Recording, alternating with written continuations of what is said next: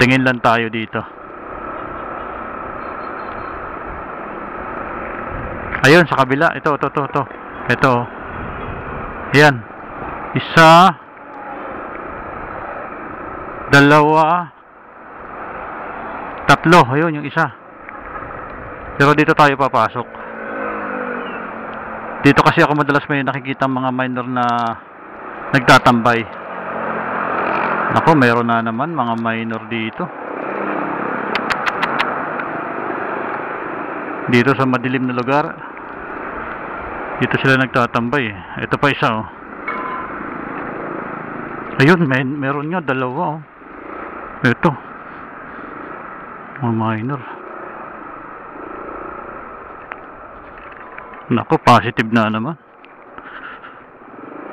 Mayroon na namang minor dito. Kita nyo yun, guys. Mga edad siguro mga 13 to 14 years old.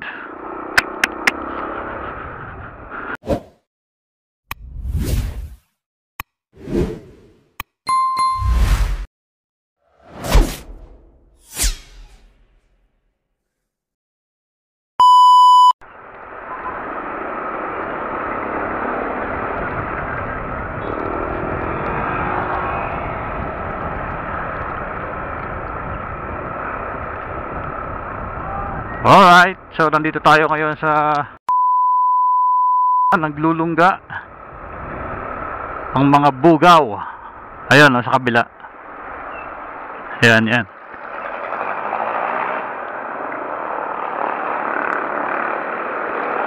Isa yan sa mga nag-aalok dito. Ayan. Pero hindi yan minor, ha. Kaya wala tayong pakialam dyan. Ikot lang tayo. Kung may mga minor pa na dito, nagtatambay. Sana wala nang mga minor, no? Nung mga nakaraang gabi, nung malakas yung ulan, napadaan din ako dito. Magkukumpulan na naman sila. Pero wala akong napansin na minor, in fairness, no? So hopefully wala na talagang mga minor na nagtatambay dito. So mula dito yan, guys, yan dito sa lugar na to, sa malalim na sa gabi o sa parting madaling araw. Kung mapapansin nyo dito, ito may Jollibee. Ayan, dito maabot din sila.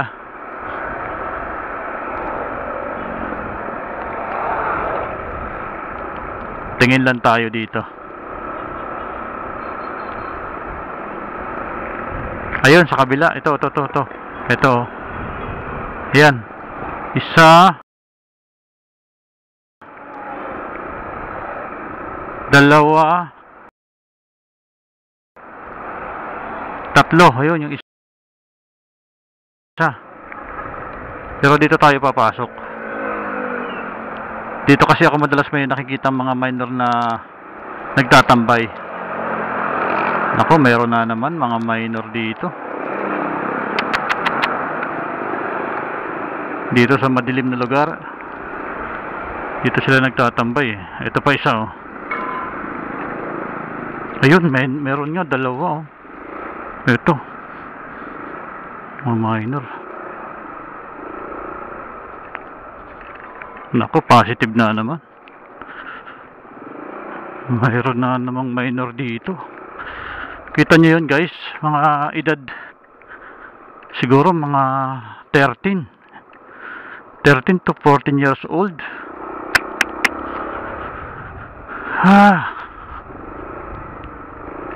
Ito isa, oh. Ito, oh.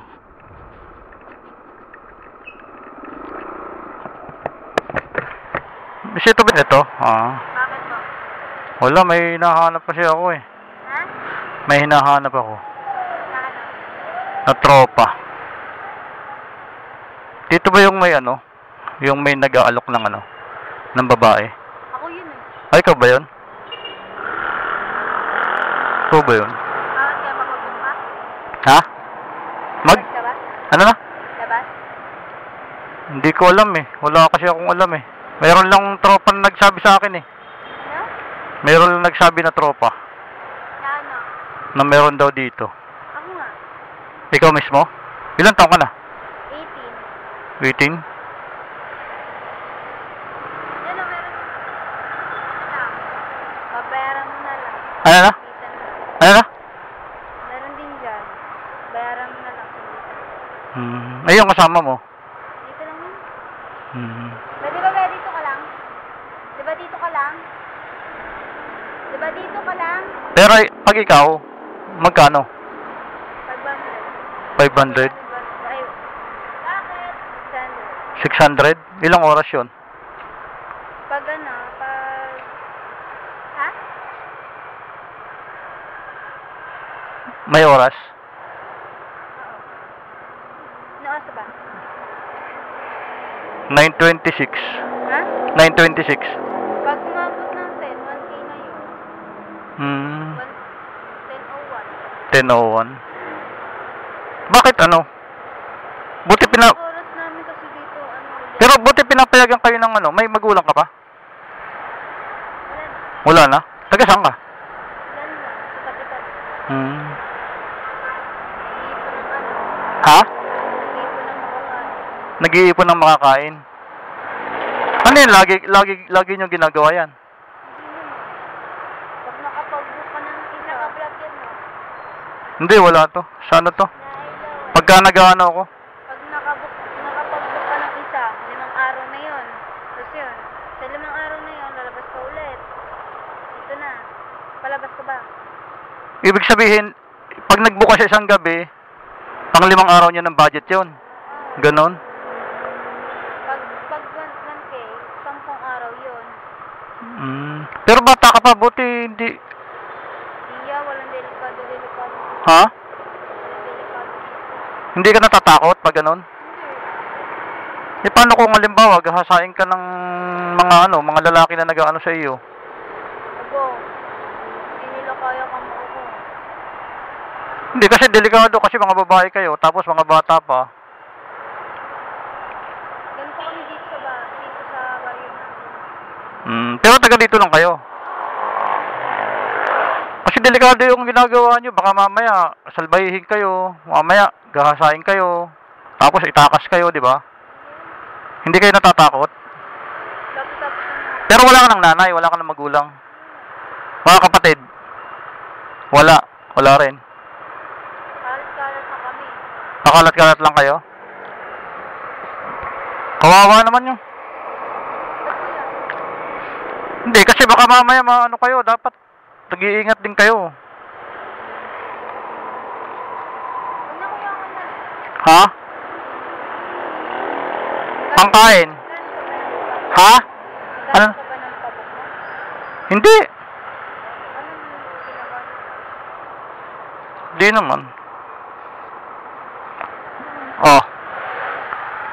Wala, naawa lang ako sa inyo. Pang merienda nyo.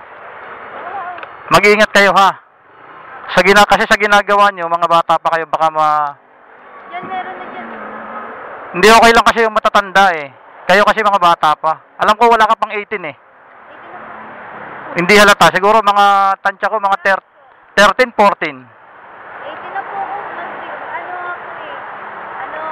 Birthday ko na rin po sa July na.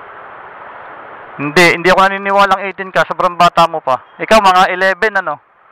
Hindi po, 12. 14 po. Nako, mag-ingat kayo. Wag nyong... Po, kasali yan. Ha? Po, kasali. Diyan, meron na dyan. Hindi kasi napansin ko lang kayo dito sa dilim kanina. Hindi talaga ako naggaganyan. Napansin ko lang kayo dito. Sabi ko bakit nandiyo kayo sa dilim? Hindi, nag-duyan kami. So yan na, mag-ingat kayo ha. Or kung maaari, wag na lang kayong maggaganyan kasi delikado yan. Baka mamaya maghahasa kayo ha.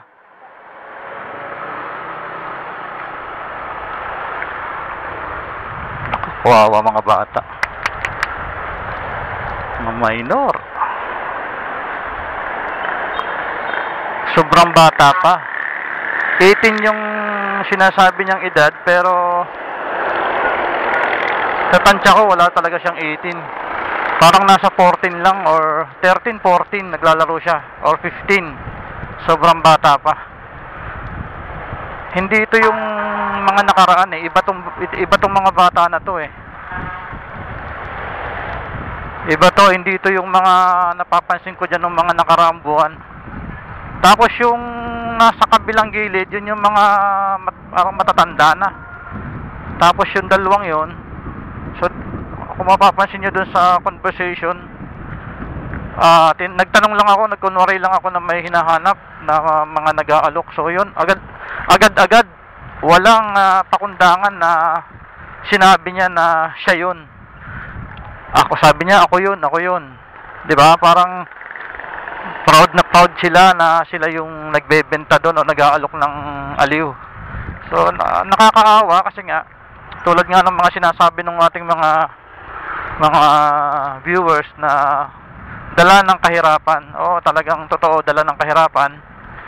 Kaya may mga ganyang tao. Ang nakakatakot lang kasi para sa kanila, baka mamaya may mga loko-loko na kunwari magbubuk at gahasain, di ba? Gahasain sila, dalhin sila sa lugar na dukutin sila tapos itapon na lang kung saan, di ba? So, ayun, sana umuwi na sila. Binigyan ko lang pang merienda, so hindi naman, kasi wala naman din tayong pera. Kawawa lang yung mga ganong tao, mga ganong bata, kasi hindi magandang practice na sa ganong edad nila ganyan yung kanilang naiisip na trabaho, di ba? Marami namang mga mas may hirap pa siguro, pero mas pinili nilang huwag gumawa nung ganyan. Kaya lang sorry sa mga nakakapanood, no, hindi naman talaga may iwasan kung talagang kumakalam yung sikmura at yun lang yung tanging paraan na alam mo para mabuhay, wala tayong magagawa. So sa isang book mayroon siyang sinasabi, pag naka-isang book daw siya ngayong gabi, parang 500 to 600 pesos. So pang 1 week na nila yon. So 1 week silang hindi lalabas.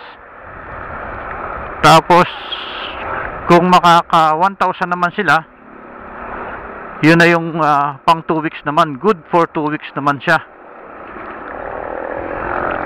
di ba? Parang dahil nga siguro talagang wala silang mahanap na pagkakakitaan. Kaya yun, mga bata, sobrang mga bata pa, kawawa naman. So bukas back to tayo sa barangay nila. Ipapacheck natin sa barangay nila kung kilala nila or nasasakupan nila yung mga batang yun. Kasi nawala na yan nawala na, as in talagang wala nang nagdi-display, pero mayroon pang mga inaalok. Kumbaga nakatago lang kasi nga hindi sila makalantad dahil nga may mga umiikot. So ngayon siguro dahil matagal-tagal tayong hindi nakapunta doon, parang wala na rin mga mobile na nagtatambay doon sa may malapit. Kaya ayan, nagsibalikan na naman sila. So ang mission natin is makapunta na naman tayo sa barangay. So makapagpakita na naman tayo ng another videos na ganito para naman maalarma sila. Kahit pa paano magkaroon ng mga police visibility or barangay tanod, yung visibility ng kanilang serbisyo doon sa lugar na yon. So yun, di ba, positive, mayroon na naman. Kasi nung nakaraang gabi hindi lang tayo sumadya, pero mayroong mga nag-iimpukan doon. Alam mo yung parang mga bata talaga naglalaro lang sila doon sa dilim, no? Nga lang nagulat ako dito sa isa, talagang nung nagtanong ako na mahinahanap ako na ganyan, so walang pakundangan, sabi niya ako yun. Yun nga, nag-aalok siya at nag-aalok ng service or naman tawag ninyo dyan. So yun, nakaka ewan ko, hindi ko alam kasi isipin nyo na lang, no, sa mga viewers, kung isa sa pamilya mo yon, sa pamangkin mo, ano, anak mo or pinsan mo yung makita mong ganun, di ba? Parang hindi mo rin hindi ko alam kung anong mararamdaman nyo, pero ako naawa ako, na kaso wala rin ako magawa. So yun, binigyan ko na lang sila ng pang merienda, hindi kalakihan, pero sana makatulong. So sabi niya, pag may 500 to 600, isang linggo na sila hindi lalabas. So hati sila doon. So tig 1 week silang hindi makakalabas.